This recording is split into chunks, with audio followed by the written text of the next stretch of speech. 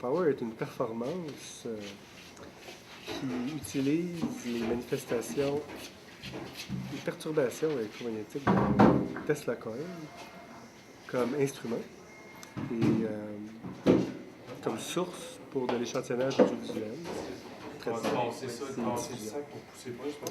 Essentiellement, c'est un spectacle de 45aine de minutes. Donc, tout le matériau est issu de ce qu'on fait live avec le coil. On le prend, on fait des textures, des layers, vidéo, sonore. On redéploie, multiplie, divise. Repropose.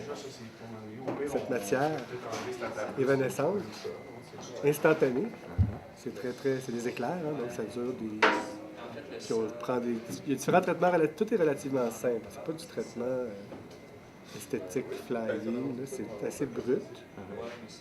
L'idée de garder cette notion d'énergie-là aussi, cette notion de presque de fragilité contre.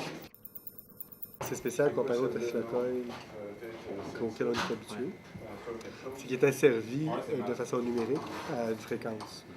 Donc on peut décider à quelle fréquence il émet ses éclairs et donc choisir la hauteur perçue du phénomène.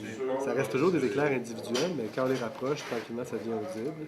Puis on peut jouer avec la fréquence. Puis, en utilisant d'astucieux principes, on est capable de faire plusieurs fréquences en même temps, même si c'est juste une source. Donc une sorte de polyphonie. À l'origine du projet, il y avait une dimension spectaculaire, plus... il y avait une volonté de faire un instrument dont on jouait. Avec le temps, ce qui est arrivé, c'est que le jouage de l'instrument s'est avéré un petit peu difficile à justifier pour être bon. Dans le sens que dans Cubing, on était quand même bon. C'était limité, c'était de la synthèse de base, mais les gestes qu'on faisait, c'était des gestes de performance. Puis si on les faisait mal, c'était pas bon. Ça, pour moi, il y a un défi intéressant puis une pertinence. Avec cet instrument-là, on ne s'est pas rendu à ce niveau-là. C'était un petit peu trop théâtral. Ça restait superficiel, au niveau gestuel, au niveau de l'implication somatique sur scène. C'était comme... Fait qu'il y a eu un décalage vers une distance. Ça continue d'être performatif. On est actif, surtout au niveau là, de la... Comment on dit de la texture de la matière finale, parce que c'est toujours un petit peu fuyant, cette affaire-là. C'est pas un synthé MIDI qui fait toujours exactement la même chose. Fait que tant au niveau sonore que visuel, on est toujours un peu en train de surfer. On sait où on connaît la rivière, mais il faut quand même faire attention.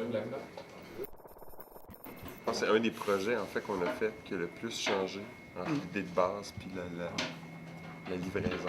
L'idée de base, comme je disais tantôt, c'est de faire une espèce de lutherie électrique, d'avoir un certain nombre de multiples instruments. Mettons le Xylospark, puis le Tesla Coil peut-être, mais avec plus une interface dont on pouvait jouer. Puis tranquillement, tout ça c'était guéréné en poussière. Puis il est resté vraiment... C'est l'arc qui est intéressant, sonore et visuel. C'est ça qui est resté comme élément accrocheur.